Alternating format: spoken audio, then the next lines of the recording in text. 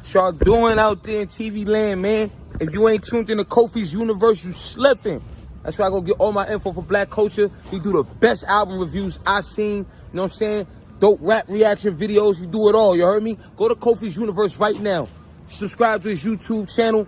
Man, stay in tune, loved one. That's how it's happening. Me. YouTube salute. Outlawz member Young Noble reveals why he hasn't done an interview in 7 years and walks off and he gets emotional, recalling Tupac's last moments at the hospital. If you're new to my channel, thumbs up the video, hit that sub button, click that bell icon to be notified when I upload new content and go live.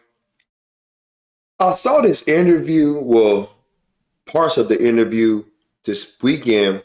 I was like, wow, I was, just shocked to see, Young Noble get very emotional as far as like him talking about Tupac's last days. And, some people can talk through it, but it was very, very tense. And you can feel that like he wished Tupac was still living, as far as like how it all ended for Tupac. But I'm gonna let y'all listen to it and I'm gonna give you my perspective. This is from the Art of Dialogue podcast. Shout out to Art, y'all. It was crazy. That Biggie dying affected us too. Like it felt to me, I was almost like questioning, like, damn, man, maybe I should have stayed in school and figured something else out. Like I don't know if I made the right decision getting in the car with Fado and Yaki that day. This doesn't feel good. I left the hood to come to California. I was tired of death and all this bullshit. Two of my friends just died back to back, like the same way Pac and Yak died. A year before that, Al G and Storm died. A year before. Yeah, back to back. So it's like that shit was just, it was horrible. Horrible for hip hop, just horrible, period, man. So even like these days, I be like the social media and go on YouTube, everybody going, it's all fun and games until, it's almost like, did niggas even learn anything from Pac and Biggie? It's just like, did you niggas learn any fucking thing from that? That's why I ain't did an interview in 7 fucking years, man. Like, why explain the game if niggas ain't fucking listening, Pac said it best, save my fucking breath. Spend some time with my family, go on fucking vacation, trying to convince you niggas of nothing. You know what I'm saying? That shit was horrible when Biggie died, man. Just all around the board, I was like, damn, this ain't the hip hop I grew up on. Pac was like the first. Scott LaRock died before Pac, but Scott LaRock was a DJ. He wasn't. BDP was everything. I love those, but they Pac was the first major rapper to die in that fashion like that. You know what I mean? And I was right there front and center. What it was. To this day they let them tell it he's still alive underground, like Bin Laden some fucking where hiding, or in Cuba or whatever the they want to say every other goddamn day. But nah, he really died. I really was in the hospital. I really saw him with tubes in his body. I really saw his body full of fluid, real big. Like he wasn't skinny with the 6-pack. Body was full, He really fucking died on us, He probably could have lived. His mama said, nah, fuck all that. I think he lost his finger, he was trying to do, I think he was going to lose a lung. They was trying to do all these surgeries. You know how strong your mama gotta be to say, damn, he probably could make it. I don't want my son to endure no more pain in this world. Y'all tear him down, that shit is devastating. She let her son go. Pac ain't die. Fanny said, let my son fly. That's it. Bruh, can you imagine that?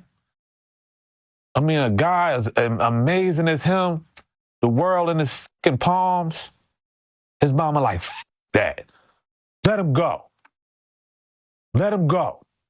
Let him fly. Y'all don't even fucking deserve him. You know? He been gone since I was 18. I'm 46. So all motherfuckers want to do is get on camera and dissect his fucking life. It was amazing. Thing that niggas can't take nothing from that nigga. You hear me? Niggas can't take nothing from no fucking Tupac. Crazy? Nigga was everything, man. Died at 25. All right, y'all. That was powerful right there. If you want to check out the full, but the full interview is not up yet. But this part of the interview is like 17 minutes. Check that out. It's a real good. It's gonna be a real good full interview.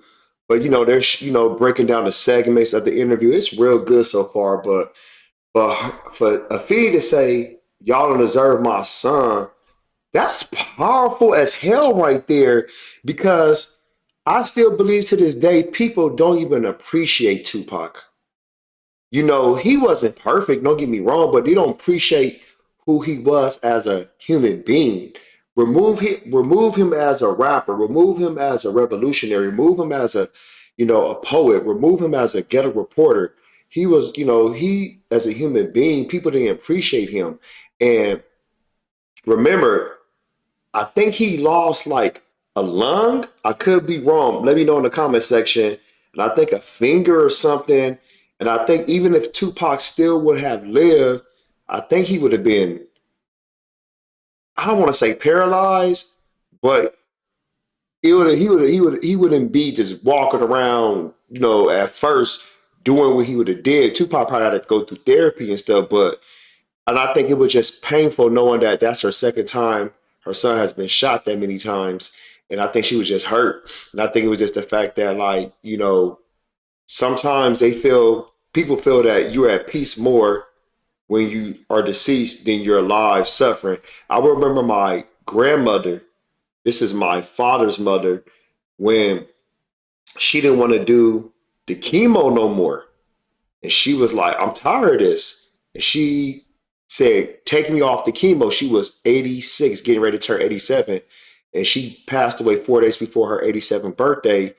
And she just felt the chemo was killing her. And some people felt like, dang, man, like, that's sad. But sometimes we look back at it like you have to let people kind of like have their life. Now, in this situation, even though Tupac wasn't married yet, his mom was the overseer as far as like if anything happened to him, she can make that decision. And she probably felt like this is probably the best decision to actually not allow my son to suffer and allow him to be free and go and cross over to the ancestral realm. But y'all let me know what you think with Young Noble, his interview and how he felt about Tupac, not being here anymore, and how him just spending those last moments with Tupac and his mom making that decision. Post your comments below. Hulk smash Black Panther, the like button, subscribe to my channel. Click the bell icon to be notified when I upload new content and go live. You want to support, donate to the channel, I have Patreon, patreon.com/KofiUniverse. Venmo, CashApp, PayPal, Streamlabs, everything's in the description. Until next time, salute.